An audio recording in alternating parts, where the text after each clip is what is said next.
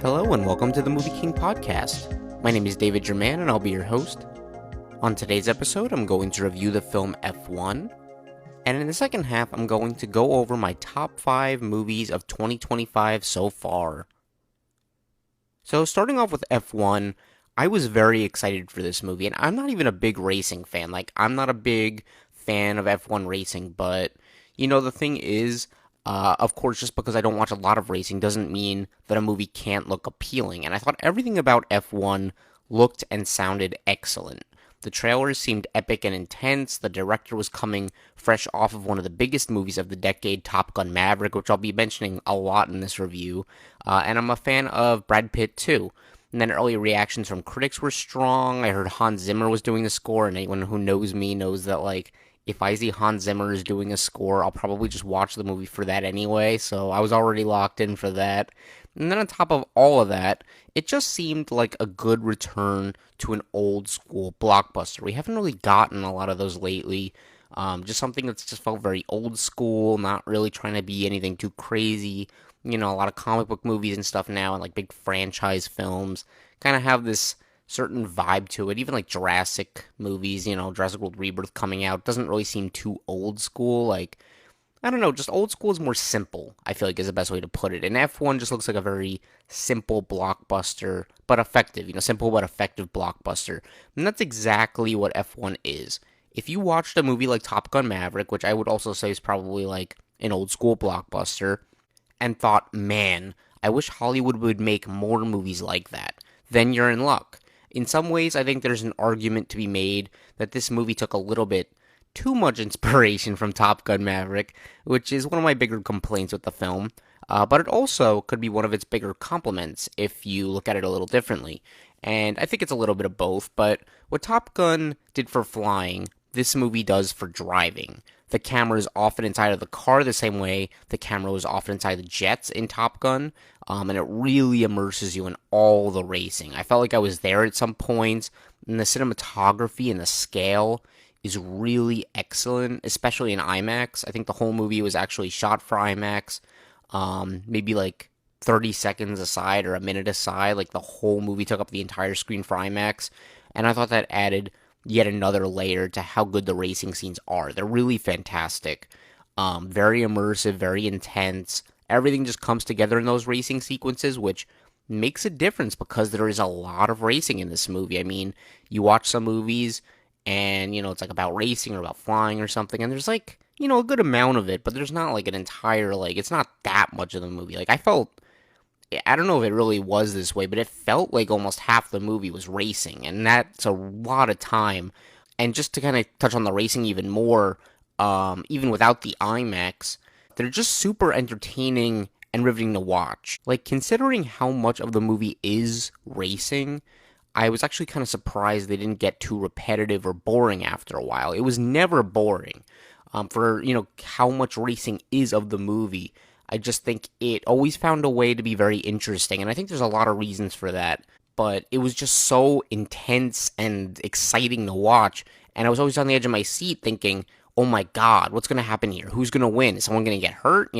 And it spends a lot of time, the film spends a lot of time setting up characters and their state of minds, and I think that's a really big factor in why these race scenes feel more intense and more exciting and more interesting to watch. And make no mistake here, the characters in this movie are largely not that deep. I would say most of them are fairly surface level. You've seen them all kind of before. And where I say the movie takes a lot of inspiration from something like Top Gun Maverick is in the characters especially. A lot of what they go through and their character arcs feel very familiar. It's almost identical to Top Gun Maverick, if I'm being honest. Some of them, sort of the bro feud going on, not really a spoiler, but just kind of the beginning of the movie, you see there's two racers who are kind of having the kind of the alpha males are at odds a bit, they're both very oh, I'm let me win and I'm right, and you know exactly where that's going if you've seen any movie ever, especially Top Gun Maverick, but that was a little disappointing. I would have liked maybe a little more originality in that, and I think it holds the movie back just a little bit. But I think what largely makes the characters work here, despite maybe not being all that original, are the performances. Brad Pitt, Damson Idris, Kerry Condon, and Javier Bardem are all likable and bring something relatable on screen. They just have nice chemistry. They have good energy. They all feel like they're trying their best, like they're really bringing their all to it. I mean, honestly, everyone though, everyone did a good job. I mean, Damson Idris, I haven't seen him in anything before, but absolutely, I would love to see him again. He was really good in this. Kerry Condon, really been a big fan of her the last few years, especially after Banshees of Inisherin. She was great in that film, and she's once again great here. Javier Bardem, Little Mermaid live action remake aside, I think he's a great actor. He's just a lot of fun here. And then, of course, Brad Pitt is just Brad Pitt, and he's always fun to watch. So everyone just did a really good job. And without them, I don't think it would be as strong of a film. And that also goes for director Joseph Kosinski, who brings the whole thing together. But I say all of this to emphasize the fact that because I cared about the characters, I cared about the races too. And one of the best things that the script does in this movie is that big or small, it gives a lot of the characters something to win or lose. It has something at stake for all the characters. And it may be something really big, it may be something, again, really tiny, but, it still has an impact for them, and therefore you're interested in seeing their reactions to what's happening, or you're interested to see what they'll do.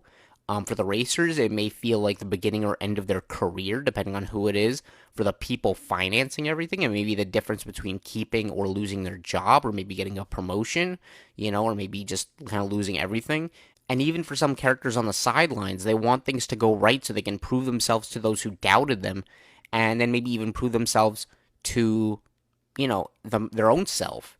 All of these things really do make a difference in how interesting and exciting things end up, because stakes are very important in a film, especially personal stakes. I think those are the best kinds of stakes you can have.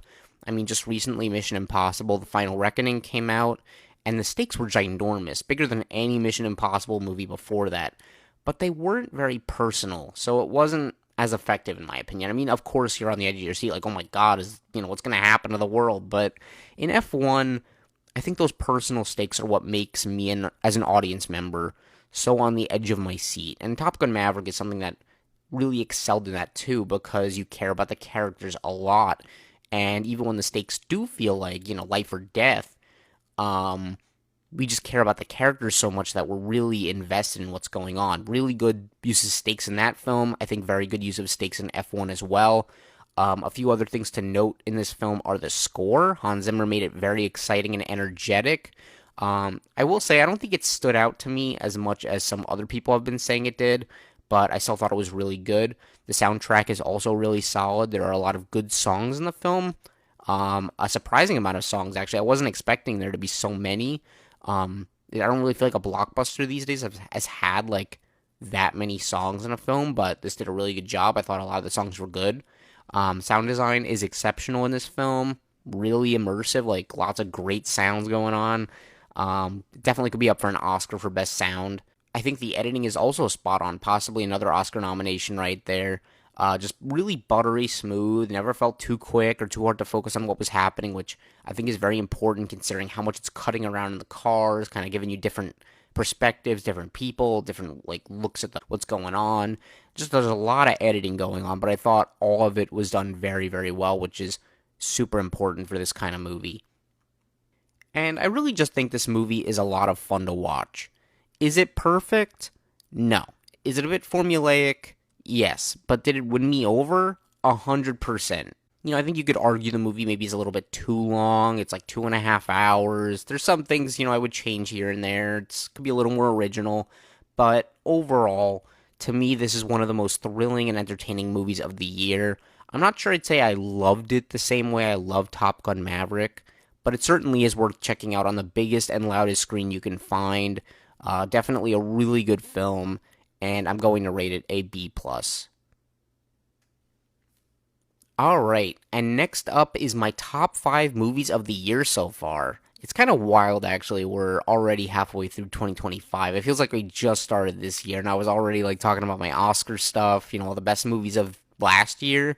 But here we are, top 5 movies of the year so far. So at the end of the year, I always try to do my top 10 list to showcase what I think is the best of cinema from the year. And I don't really like doing a top 10 halfway through the year. And the reason for that is because, frankly, I don't think there are enough movies that I love to justify a list that big. Top 10 is a lot of movies. Like, 10 movies is a lot. And I'm like 90% sure that all the movies that are not in my top 5 won't even be in my top 10 at the end of the year unless I happen to like them even more on rewatch. And some on my top 5 may not be, even on my top 10 either later at the end of the year, but I think you could at least expect one or two to show up on that list. And so I like to just give my top 5, and then I'll give a few honorable mentions for the movies I liked but weren't quite as good enough to make that list. So starting off with my honorable mentions, and once again, these are all movies I did really enjoy. We have F1, which I just reviewed. Once again, very good movie. Highly worth checking that out. But then we have Materialists, a film from a few weeks ago that I thought was also quite good. Kind of a romance drama. Definitely don't go in expecting a rom-com, but if you are interested in just a romance, it's really good. Bring Her Back, the new movies from the Raka Raka team, horror movie. Really intense, very scary, very depressing, but very well done. Then Hard Eyes, one of the more fun movies of the year. Just kind of silly. Reminded me a bit of like Happy Death Day kind of vibes, but still really enjoyable. And then Neja 2, which is a sequel to a Chinese film from a few years ago, and I thought it was a really big pleasant surprise. It's already made like $2 billion worldwide, which is ridiculous. Didn't do very well in the States, but internationally did incredible. Very good movie too. Excellent in 3D. And there you have it. So now we're going to get into my actual top 5 movies. And at number 5, we have Final Destination Bloodlines. Really, what a pleasant surprise. I mean, I'm someone who doesn't even really like any of the other Final Destination movies that much. I think a lot of them are just kind of fine. Some are even flat out bad. But this one just really won me over. I thought it was a lot of fun, very entertaining. The premonition scene on the sky tower, like I forgot what it's called, just the giant thing in the sky, really, is one of the best things I've seen all year. Really fun, and just I think it was just surprisingly invested in the characters here. That's really what made this movie have all the difference, is that I really cared about what was going on to these people. And I just thought it was really well done. I mean, the stakes were good. The death scenes were really exciting to watch. And just a lot of fun. I mean, I'm really 100% going to revisit this movie in the future. Just a really good film. And at number 4, we have Companion. This is a film I wasn't quite sure what to expect, but it's, again, such a pleasant surprise. I think there's a lot of good commentary here, and I don't want to say really what it is, because I remember this is a film that you really just want to see blind. You don't want to know much going in here, but it's a lot of fun. It's surprisingly very funny. The cast is great, and it's just a film that, despite seeing it all at the very beginning of the year, it's stuck in my mind ever since. It's a film that I've been very excited to share with other people, and I can't wait to see it again. It's just such a good movie, really worth checking out. And at number 3, we have Thunderbolts. I feel like Marvel Studios has had a rough couple of years. They've had a lot of messy films, a lot of movies that we've been disappointed by, a lot of movies that have just kind of felt like they were made by a studio and, corporate executives, not really a group of artists, which has been very unfortunate. And there was just so much to keep track of without ever really feeling excited or like there was build up to any of it.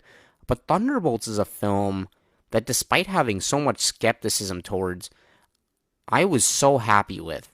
It reminded me of everything Marvel used to be at the height of the Infinity Saga when everything was going big, and the characters here are great. There's a good team dynamic. It's well directed, it's well written, it's exciting, there's an emotional and epic payoff.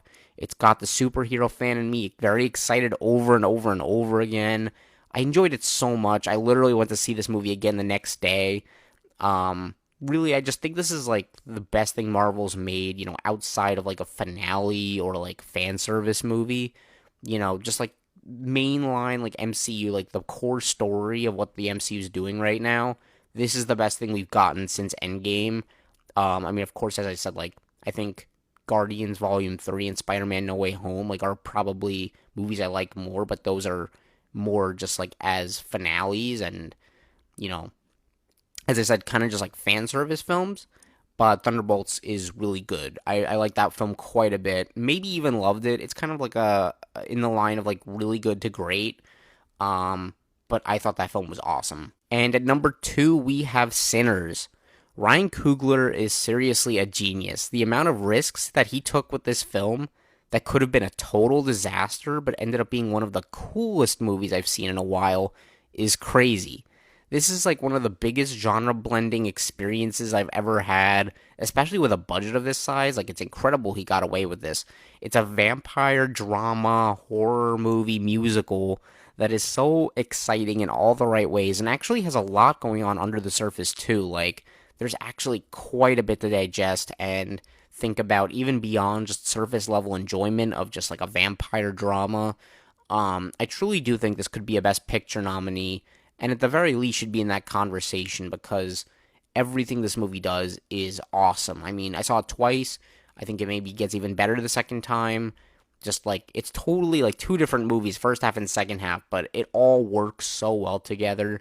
I just love this movie. I think it's incredible. And lastly, at number 1, for now, is The Life of Chuck.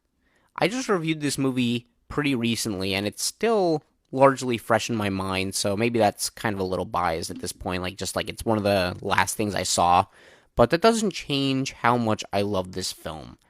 Everything I love about movies is right here, and I don't think it's too often I see a film that not just surprises me, like I mentioned a lot of films here that surprised me, but actually floors me. And that's what The Life of Chuck did. It floored me, really, it did. It has some pretty wild reveals that recontextualize the rest of the film afterwards and make everything that comes after so much richer and just have so much life to it and so much wonder. And this movie is a celebration of life and the people in it.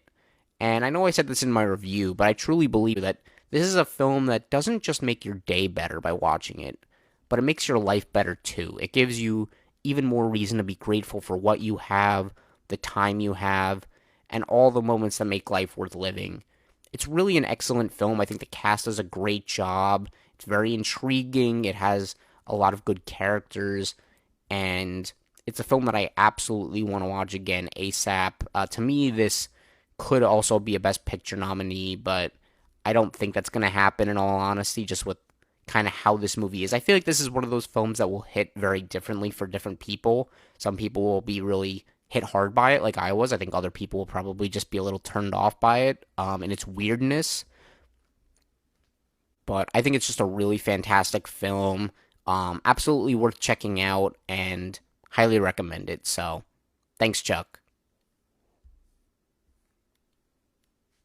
And that about does it for this episode.